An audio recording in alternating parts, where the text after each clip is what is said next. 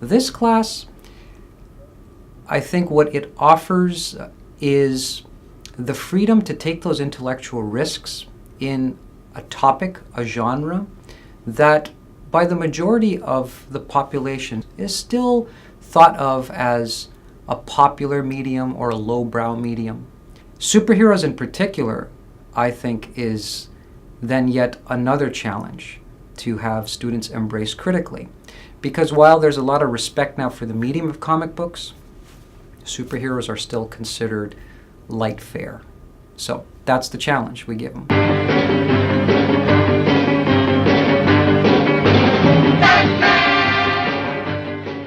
I think probably my favorite superhero insight moment was he read an essay about Batman, like the Medhurst essay. Yeah. And he wrote about how different versions of Batman, like the 1970s campy cartoon versus the Nolan Batman, and he ended it with because the sort of springboard for the essay was does it really matter that Batman was kind of gay in those old cartoons? His relationship with Robin was a very homosexual relationship, and he sort of ended the essay with does it really matter? Yeah. And it's something I've always thought. Yeah. So it was. And it's something that we have to continually ask ourselves. Yeah. As we read them, because yes, we're reading them to analyze them, but we're also reading them to enjoy them, mm-hmm. and I think that's something really unique about our writing STEM is that we are there to enjoy, our primary sources. It's there for entertainment.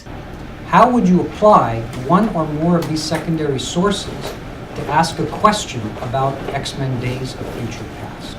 For my final paper, which had to be around 10 to 12 pages, I was really excited to write it, even though I'd never written a paper 10 to 12 pages before. And the topic was just so exciting, and I wrote about the Joker, and I got to really go into his psyche and, watch The Dark Knight several times, which is a great excuse to watch a movie in Princeton. The only sensible way to live in this world is without rules, and tonight you're gonna break your one rule.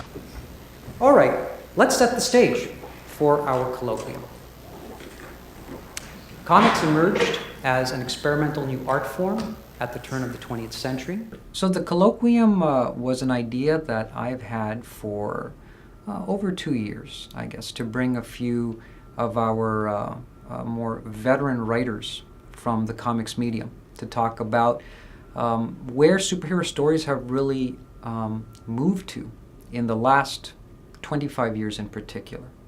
Everybody who's ever been mugged or bullied wishes that someone would swoop in, kick the crap out of the bully, and solve the thing. Mm-hmm. So there's a lot of wish fulfillment in the superhero.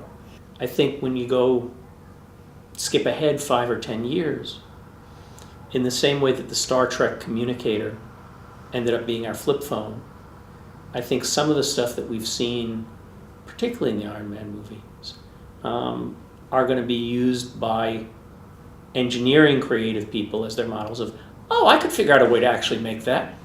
That was a little tricky, but if we do this and we do that, we can make a holographic screen wall that'll actually respond when your finger interrupts the pattern.